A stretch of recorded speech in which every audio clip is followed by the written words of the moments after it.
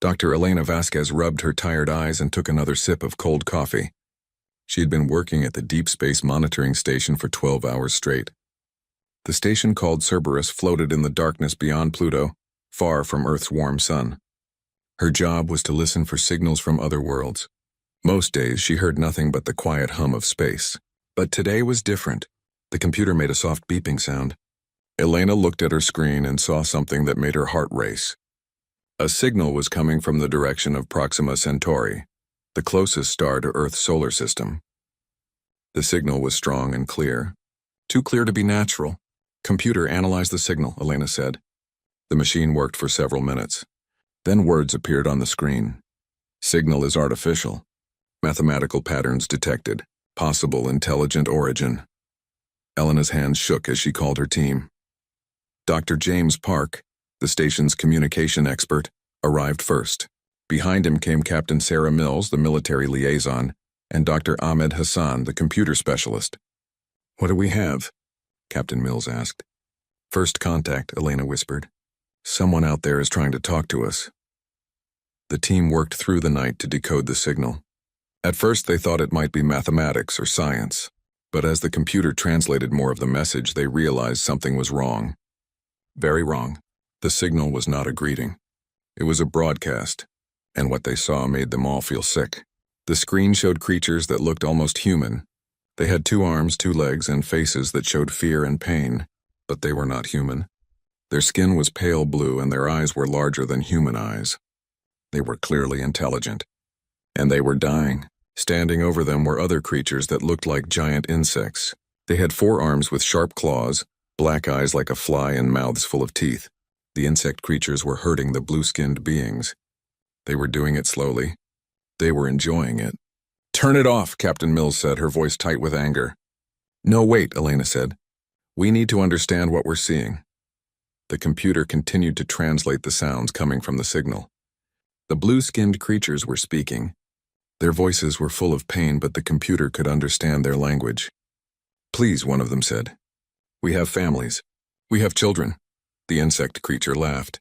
The sound was horrible, like metal scraping on metal. It spoke in its own language, and the computer translated, Your meat thoughts amuse us.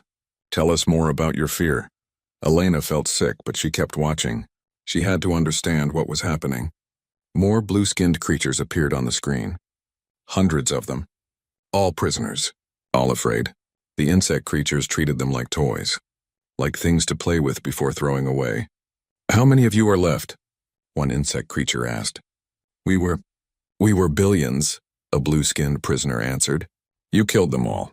We are the last few thousand. Good, the insect creature said. The last ones always taste the best when they despair. Dr. Park grabbed Elena's arm. Look at the background, he said. Behind the horrible scene, Elena could see star charts on the walls. The insect creatures had maps of space, maps showing where they had been and where they were going next. Elena's blood turned cold when she saw the next destination marked on their charts. It was a small yellow star with a blue planet. It was Earth's solar system.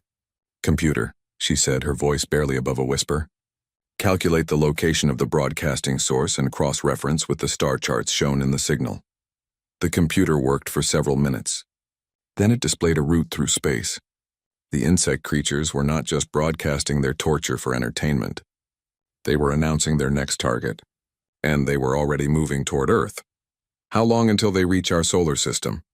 Captain Mills asked. The computer calculated based on the movement patterns shown in the signal. Approximately 24 months at their current speed. The team sat in silence for a long moment. They were watching the destruction of an entire species, and they were watching the creatures responsible plan to do the same thing to humanity. Elena forced herself to keep watching the broadcast. She needed to learn everything she could about these monsters. The computer called them the Vorthak, based on what they called themselves. The Vorthak seemed to think this was normal. They talked about other worlds they had visited, other species they had destroyed. They had done this dozens of times before. To them, it was entertainment. Other intelligent beings were just things to hunt and hurt and kill for fun. We should contact Earth immediately, Captain Mills said. Not yet, Elena replied. We need more information. We need to understand what we're dealing with. She continued to monitor the signal throughout the night. The Vorthak kept broadcasting their torture sessions. They seemed proud of their work. They wanted others to see what they could do. But Elena noticed something else in their conversations. The Vorthak had never met a species that fought back effectively. Every world they visited either tried to hide or tried to negotiate. None had ever hurt them badly enough to make them stop.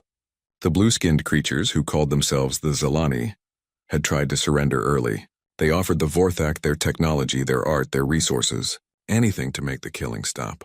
But the Vorthak were not interested in trade or treaties. They only wanted to cause suffering. As dawn broke over the monitoring station, Elena finally had enough information. She turned to her team, her face pale but determined.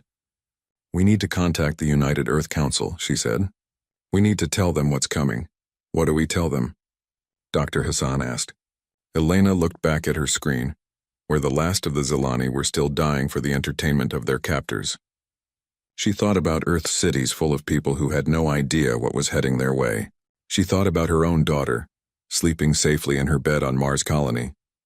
"We tell them that monsters are real," she said quietly, "and they're coming for us." Captain Mills was already reaching for the communication console. "I'll send a priority message to Earth Command. Tell them to hurry," Elena said, still watching the screen. "The Vorthak think we'll be easy prey. They think we'll beg and cry and give up like all the others did." She paused, thinking about humanity's long history of war and struggle. She thought about how humans fought when they were truly threatened. The Vorthak had destroyed dozens of peaceful civilizations, but they had never faced a species like humanity. "Tell Earth Command something else," Elena added, her voice growing harder. "Tell them the Vorthak made a mistake. They shouldn't have let us see what they do to their victims. They shouldn't have given us time to prepare." As the signal continued to broadcast the final moments of the Zelani civilization, Elena began to plan. She would learn everything she could about the Vorthak, their technology, their tactics, their weaknesses, because somewhere in the back of her mind a dark thought was growing. The Vorthak thought they were the hunters. They thought humanity would be just another easy victim. They were about to learn how wrong they could be. The news from the Cerberus station reached Earth in less than 6 hours. Within 12 hours, every major government on Earth and in the colonies knew about the Vorthak. Within 24 hours, emergency sessions were being held in every capital city, from New Tokyo to Mars Central. Admiral Marcus Chen stood before the United Earth Council in Geneva, his uniform crisp and his face grim. Behind him, a large screen showed images from Elena's broadcast. The council members, representatives from every nation and colony, sat in shocked silence as they watched the final moments of the Zelani civilization. "As you can see," Admiral Chen said, his voice steady despite the horror on the screen, "we are dealing with a threat unlike anything humanity has ever faced. These creatures, the Vorthak, do not want our resources or our territory. They want to destroy us for entertainment." The president of the European Federation, Maria Santos, spoke first. "How certain are we that they're heading for Earth?" "Computer analysis of their star charts shows a 98.7% probability that our solar system is their next target," Chen replied. "They will reach the outer colonies in approximately 22 months. The room erupted in voices. Some council members demanded immediate military action. Others suggested trying to negotiate. A few even proposed abandoning the outer colonies and fortifying Earth itself. Admiral Chen raised his hand for silence. "Before we discuss options, you need to see more of what Dr. Vasquez has discovered." The screen changed to show intercepted Vorthak communications. The computer had been working around the clock to translate their language. What it found made everyone in the room feel sick. The Vorthak were not just random killers. They had a system. They had destroyed 47 civilizations over the past 300 years. Each time they followed the same pattern. Arrive with overwhelming force. Capture as many survivors as possible, then slowly kill them while broadcasting the deaths across their empire. "They treat genocide like we treat sports," Chen explained. "Different Vorthak clans compete to see who can cause the most creative suffering. The broadcasts are watched by billions of their kind for entertainment." Dr. Vasquez appeared on the screen via video link from the Cerberus station. She looked tired, but her voice was clear and angry. "The worst part," she said, "is how they talk about us. They've been monitoring our broadcasts for decades. They know about our art, our music, our emotions, and they're excited about it." "Excited?" asked the Prime Minister of Australia. They think humans will provide better entertainment than any species they've encountered before, Elena explained.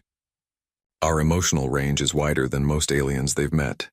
They expect to be able to torture us for decades before we all die. The council chamber fell silent. The representatives stared at the screen, trying to understand what they had just heard. Then something changed in the room.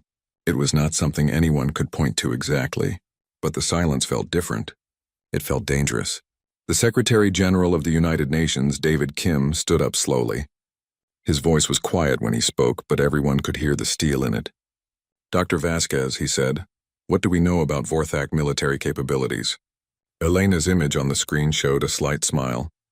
It was not a happy smile. That's the interesting part, sir. They've never had to develop advanced military tactics. Every species they've encountered either surrendered immediately or was too weak to fight back effectively. What does that mean? Asked the representative from Luna Colony. It means they're not prepared for a real war, Admiral Chen answered. They're used to hunting prey, not fighting predators.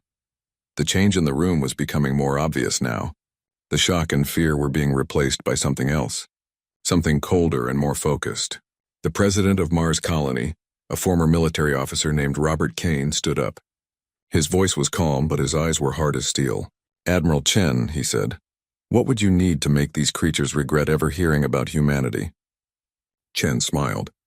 It was the smile of a shark. Give me 18 months and the full resources of human space, and I'll show them what happens when you threaten our children. Over the next few days, something unprecedented happened. Humanity began to unite in a way it never had before. Countries that had been enemies for centuries started sharing military technology. Corporations that had competed for decades began working together. Colonies that had demanded independence suddenly pledged their full support to Earth. Dr. Vasquez continued to monitor Vorthak communications from her station. What she found both encouraged and frightened her. The Vorthak were completely unprepared for organized resistance. Their military doctrine was simple: arrive with enough ships to overwhelm any defense, then hunt down survivors. They had never faced an enemy that prepared for their arrival or used advanced tactics. But they were not stupid. Their technology was advanced and their ships were powerful. They had weapons that could destroy planets and shields that could stop most attacks. What they lacked was experience fighting a real war. They're like lions who have only ever hunted sheep, Elena explained to her team. They're dangerous, but they've never had to fight wolves. Meanwhile, Admiral Chen was meeting with military leaders from across human space. The conversations were not about defense or evacuation. They were about something much darker. We're not going to run, Chen told his assembled generals and admirals. We're not going to hide. And we're not going to try to negotiate with monsters who torture children for fun. General Lisa Park, commander of Mars Defense Forces, nodded grimly. What are you proposing, Admiral? Total war, Chen replied simply. Not just against their invasion fleet, but against their entire civilization. We're going to hunt down every Vorthak in the galaxy and make sure they never threaten anyone again. The room was quiet for a moment. Then General Park smiled. It was not a pleasant smile. Finally, she said, a war worth fighting. Across human space, the greatest minds of the species began working on the problem of Vorthak extermination. Engineers who had built wonders now designed weapons of unprecedented destruction. Scientists who had cured diseases now created new ways to kill. Artists who had celebrated life now planned death with terrible creativity. Dr. James Wright, humanity's foremost expert on military strategy, was given unlimited resources to study the problem. His conclusion was simple and terrifying. The Vorthak think they're apex predators, he told Admiral Chen. But they've never met humans. We're not prey animals. We're persistence hunters. We're pack hunters. And when something threatens our pack, we don't just kill it. We make sure it never threatens anyone ever again. As the months passed, something fundamental changed in human civilization. The same species that had created beautiful art and music and literature now focused all of its creativity on a single goal: the complete destruction of everything that called itself Vorthak. The Vorthak, meanwhile, continued their slow approach toward Earth's solar system. Their communications showed growing excitement as they got closer. They were planning the greatest entertainment event in their history. They expected humanity to provide decades of suffering for their amusement. They had no idea what was waiting for them in the darkness around a small blue world. They had no idea that humanity had spent months preparing for their arrival. And they had no idea that their victims had decided not to be victims anymore. The hunters were coming, but this time they were about to become the hunted. 18 months had passed since Elena first detected the Vorthak signal. The solar system had become the busiest construction zone in human history. Every shipyard from Mercury to Saturn was working at full capacity. But the ships they were building were unlike anything humanity had ever created before. Commander Sarah Lou floated in zero gravity inside the secret construction facility, hidden behind Jupiter's largest moon.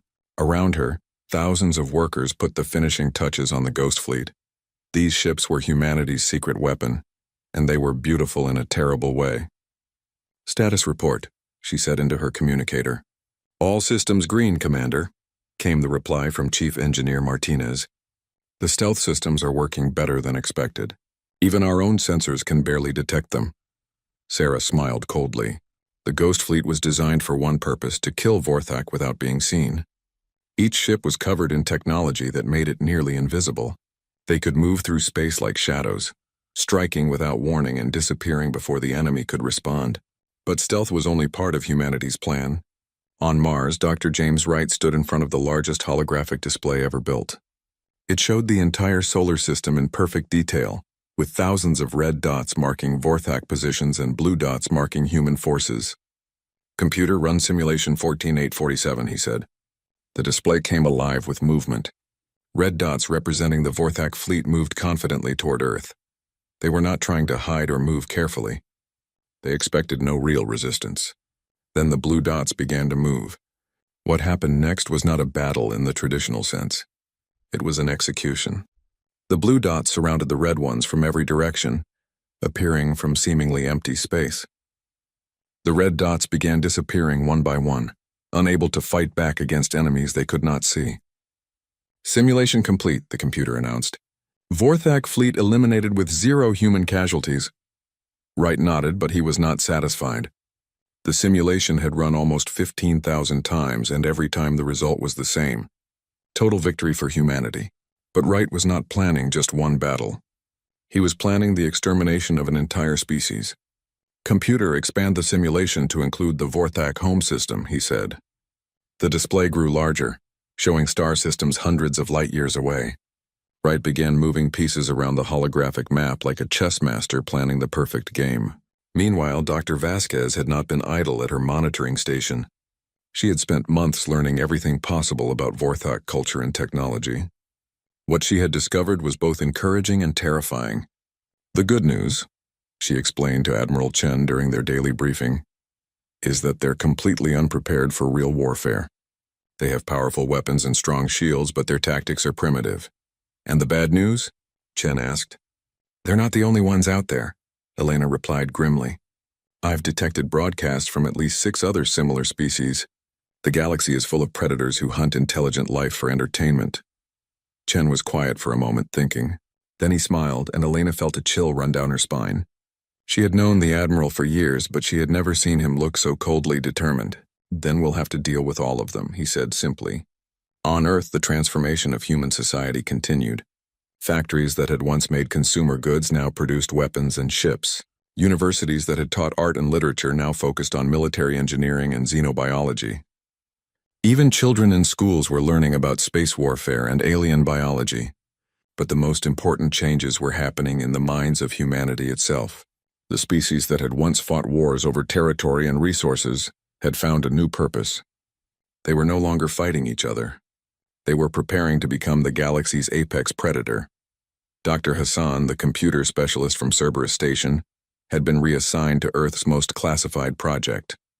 In a bunker deep beneath the Rocky Mountains, he worked with the most advanced artificial intelligence ever created. "Prometheus run analysis pattern 7739, he said to the computer.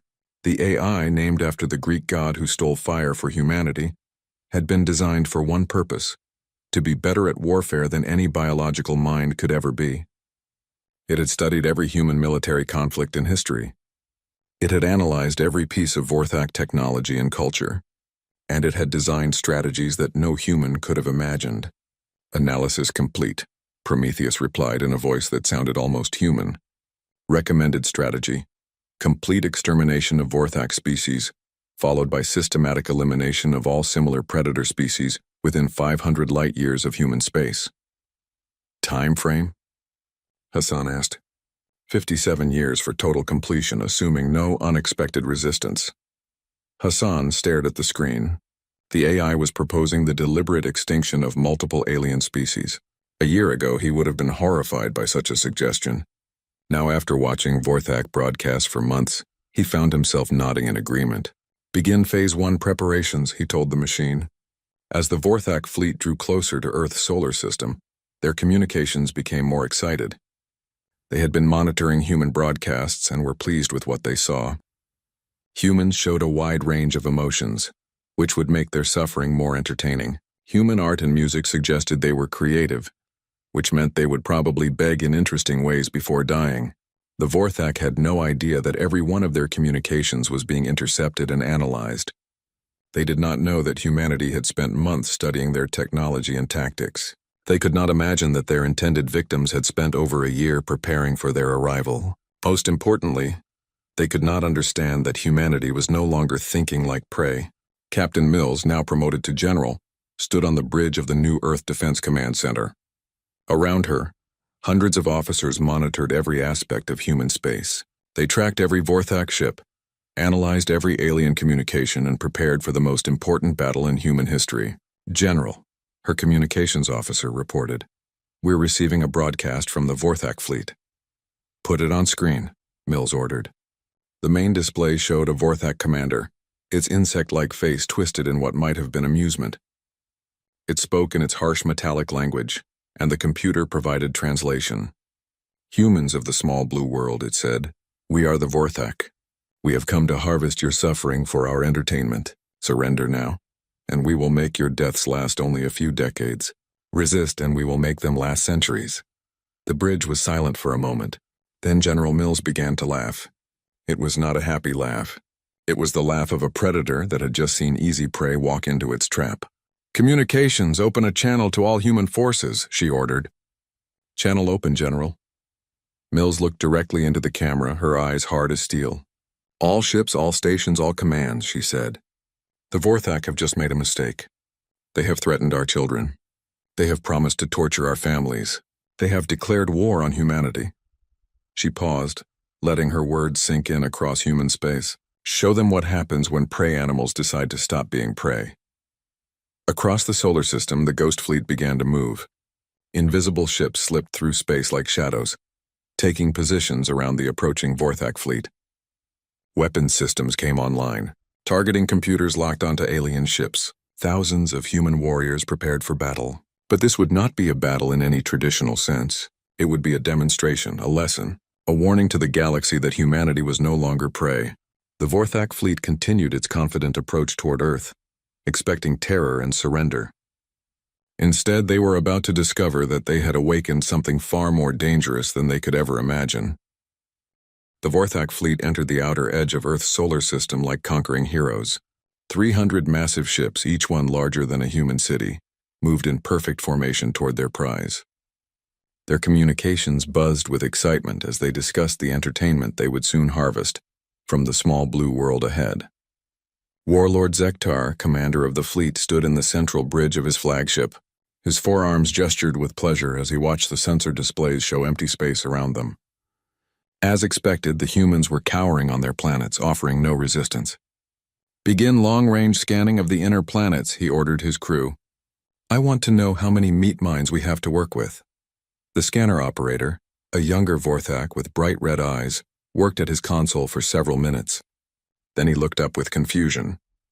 "Warlord," he said hesitantly, "I'm not detecting any major population centers on the outer colonies."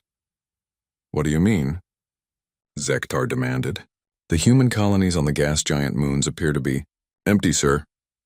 Zektar moved to the scanner station and looked at the readings himself. The young operator was right. Mars showed some activity, but much less than expected. The asteroid mining stations were completely silent. Even Earth itself seemed strangely quiet. Perhaps they are hiding in underground shelters, Zektar decided. Cowardly meat mines often do this. Continue the advance. We will find them all eventually. What Warlord Zektar did not know was that he was already surrounded. Commander Sarah Liu watched the Vorthak fleet from her position aboard the stealth ship, Shadow of Death. Around her, 200 other Ghost Fleet vessels maintained perfect invisibility while moving into attack positions. Each ship was crewed by volunteers who had spent months studying Vorthak weaknesses and preparing for this moment. All ships report ready, Commander, her tactical officer whispered. Sarah looked at the tactical display showing Vorthak positions. The alien fleet was moving in a tight formation, exactly as human intelligence had predicted.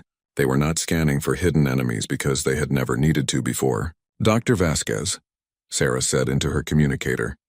Are you monitoring their communications?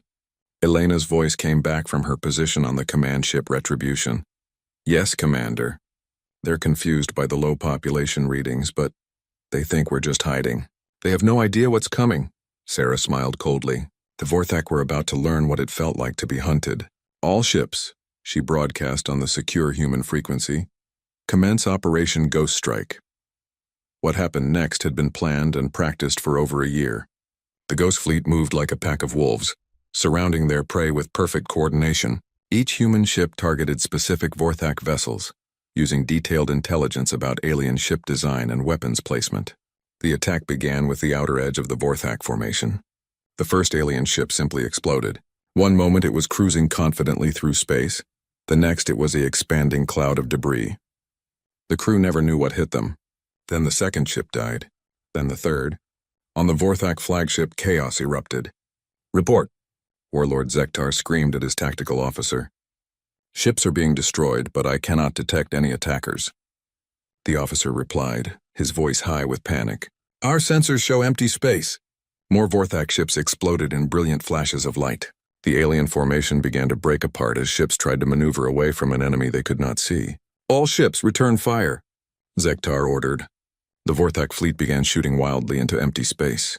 Their weapons were powerful enough to destroy planets, but they could not hit targets they could not detect. Meanwhile, human ships continued their methodical destruction of the alien fleet. Dr. Wright, monitoring the battle from his command center on Mars, watched with grim satisfaction as his plan unfolded perfectly. Prometheus, he said to the AI, what is the current Vorthak fleet strength? Enemy fleet reduced to 67% combat effectiveness, as the machine replied. No human casualties reported, Wright nodded. The battle was proceeding exactly as simulated. But destroying the Vorthak fleet was only the beginning of his plan. Begin Phase 2, he ordered.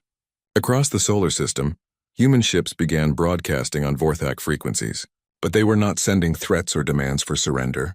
They were sending something much more disturbing. The broadcast showed footage from inside destroyed Vorthak ships. The same creatures that had tortured the Zalani for entertainment were now dying in fear and confusion. Human cameras captured their final moments as they realized they had become the prey. Admiral Chen, commanding from his flagship, opened a communication channel to the remaining Vorthak fleet. Warlord Zektar, he said in perfect Vorthak language, this is Admiral Marcus Chen of the Human Space Fleet. We need to talk. On the alien flagship, Zektar stared at the communication screen in shock. A human was speaking his language and speaking it well. You are the leader of the meat mines? Zektar asked, confusion clear in his metallic voice. I am the leader of the species you came here to torture and kill, Chen replied calmly. How is that working out for you? Around them, more Vorthak ships exploded as the Ghost Fleet continued its attack. The aliens were firing wildly in all directions, but they had not managed to hit a single human vessel. What do you want? Zektar demanded. Chen's smile was visible on the screen, and it made the Vorthak warlord feel something he had never experienced before. Fear. I want you to understand something very important, Chen said. You came here thinking we were prey. You thought you would harvest our suffering for your entertainment. You were wrong. More explosions lit up space around them. The Vorthak fleet was now reduced to less than half its original size, and the survivors were in complete panic. We are not prey, Chen continued. We are predators, and you have just made yourselves our targets. Wait! Zektar shouted as another of his ships exploded nearby. We can negotiate. We have technology, resources. You have nothing we want, Chen interrupted. Except your lives. And we're taking those. The Vorthak warlord looked around his bridge at his panicking crew. These were warriors who had conquered dozens of worlds, but they had never faced an enemy like humanity. "If you let us leave," Zektar said desperately, "we will never return to this system. We will mark it as forbidden territory." Chen laughed, and the sound made every Vorthak on the bridge flinch. "You still don't understand," he said. "This isn't about protecting our system. This is about making sure you never threaten anyone, anywhere, ever again." The Admiral turned to someone off-screen, then looked back at Zektar. "Dr. Vasquez has been studying your culture for over a year," Chen said. "She's located your homeworld, your colonies, your trade routes. Every Vorthak in the galaxy." Zektar's forearms began to shake. "You cannot mean a total extermination," Chen confirmed. "Every ship, every station, every world. We're going to hunt down every member of your species and make sure none of you ever hurt anyone again." The Vorthak warlord looked at his tactical display. His fleet was being systematically destroyed by an enemy he could not see. His warriors, who had terrorized the galaxy for centuries, were dying like helpless animals. But we are Vorthak," he protested. "We are the apex predators of the galaxy." "Not anymore," Chen replied. "Now you're extinct." The last thing Warlord Zektar saw was a human missile materializing from empty space, heading directly for his ship's bridge. Then there was light and heat and nothing.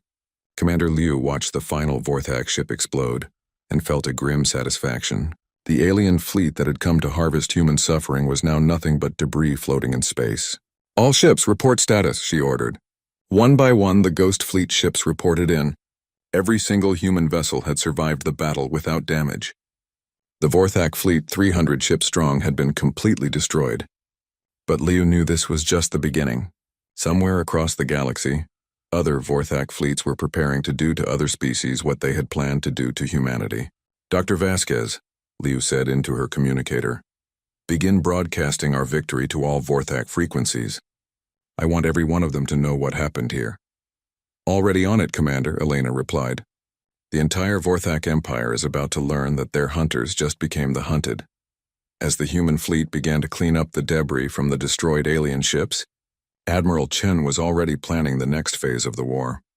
The Vorthak had made the mistake of threatening humanity's children. Now they would learn what happened when prey animals decided to become predators. The galaxy was about to change forever. 1 year after the destruction of the Vorthak invasion fleet, Dr. Elena Vasquez sat in a broadcasting studio on Earth. The room was designed to look exactly like the chambers where the Vorthak had tortured their victims.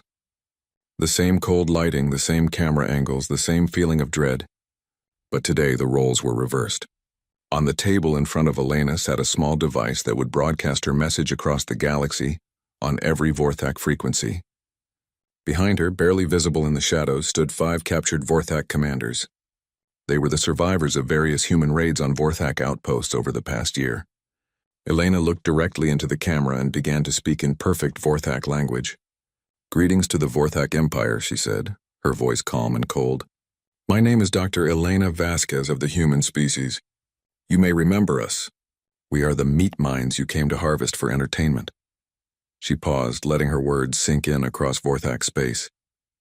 "I am here today to make an announcement. Your entertainment empire is over." Elena gestured to the prisoners behind her.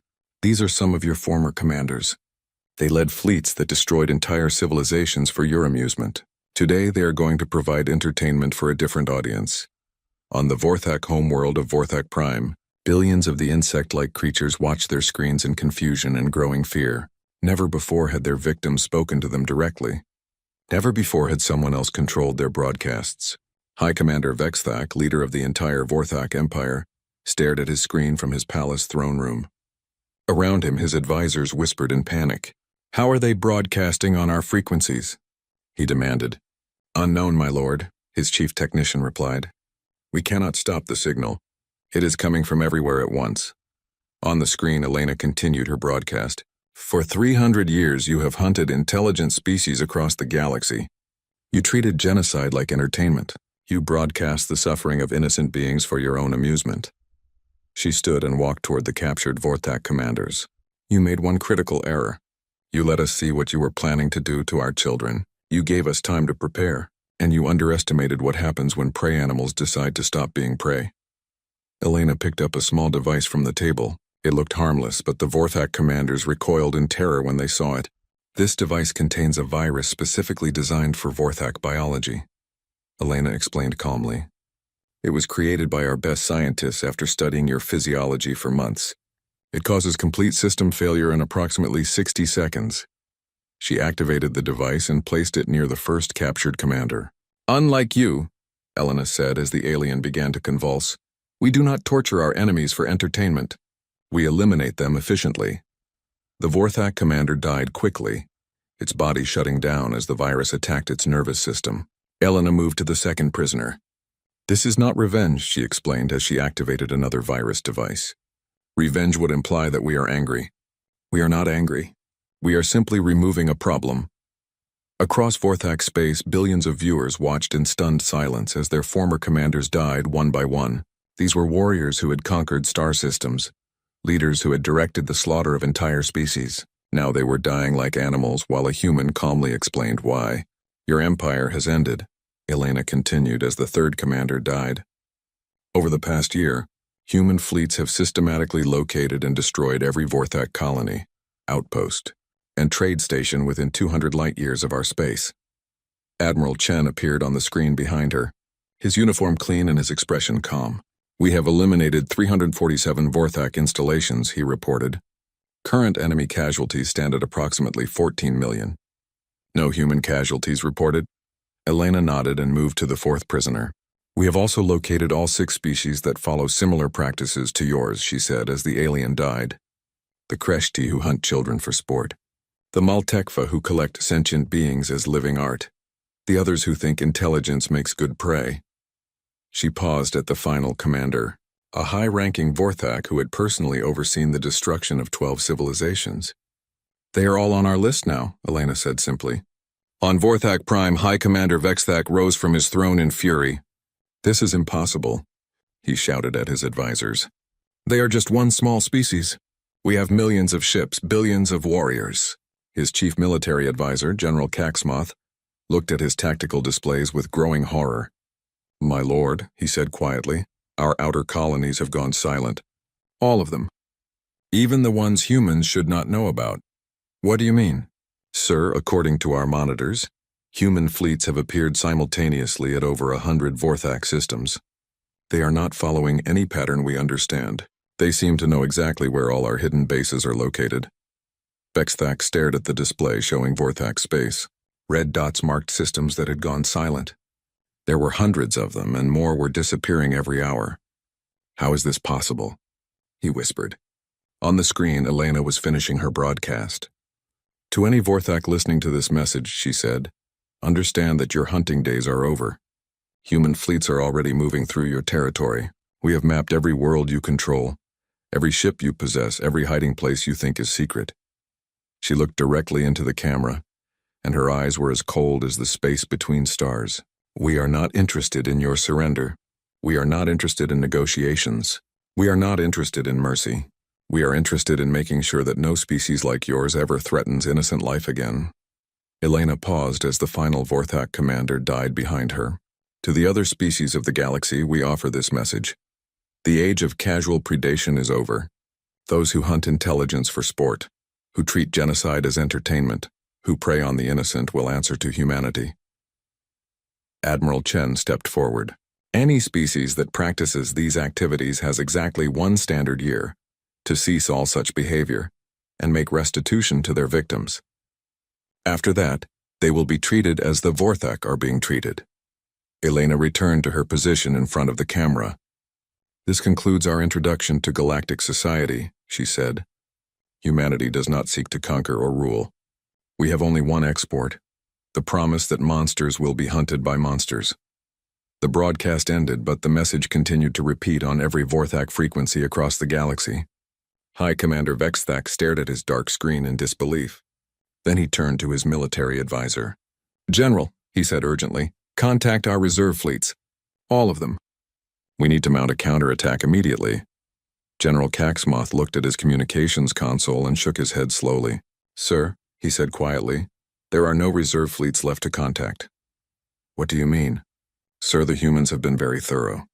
Every major Vorthak military installation has been destroyed. Our shipyards, our training centers, our weapons factories, all gone. Vexthak felt something he had never experienced before in his long life. True despair. How long do we have? He asked. Caxmoth checked his displays one more time. Based on their current rate of advance, human fleets will reach Vorthak Prime in approximately 6 months. The High Commander looked around his throne room at the advisors and guards who had served him for decades. These were the leaders of an empire that had terrorized the galaxy for centuries. Now they were just waiting to die. Send a message to the humans, Vexthak said finally. Offer them anything. Territory, technology, slaves, anything they want. General Caxmoth shook his head sadly. Sir, we already tried that after their first attack. They were very clear in their response. What did they say? They said they already have everything they want from us, sir. Our deaths. Across the galaxy, other predator species that had built their civilizations on hunting and tormenting intelligent life began to receive similar messages. The Kreshti homeworld went dark 3 days after Elena's broadcast. The Maltekva Empire surrendered entirely rather than face human fleets, only to discover that surrender was not accepted. One by one, the species that had turned genocide into entertainment learned what it felt like to be hunted by something more dangerous than themselves. Dr. Elena Vasquez returned to her monitoring station beyond Pluto, but her job had changed completely. Instead of listening for signals from unknown civilizations, she now coordinated the systematic elimination of known threats. Admiral Chen, she reported during their daily briefing, Prometheus has identified 3 more predator species operating in the outer spiral. Estimated population 47 million total. Time frame for elimination? Chen asked. 18 months, assuming no unexpected complications. Chen nodded calmly. The same man who had once explored space in wonder now planned genocide with the efficiency of an accountant. Approved. Begin preparations. As Elena signed off, she looked out at the stars and thought about the galaxy they were creating. It would be a safer place, she knew. Species like humanity's own children would be able to grow and explore without fear of being hunted for entertainment. But it would also be a galaxy that had learned a terrible lesson. That sometimes the only way to stop monsters was to become something even more monstrous.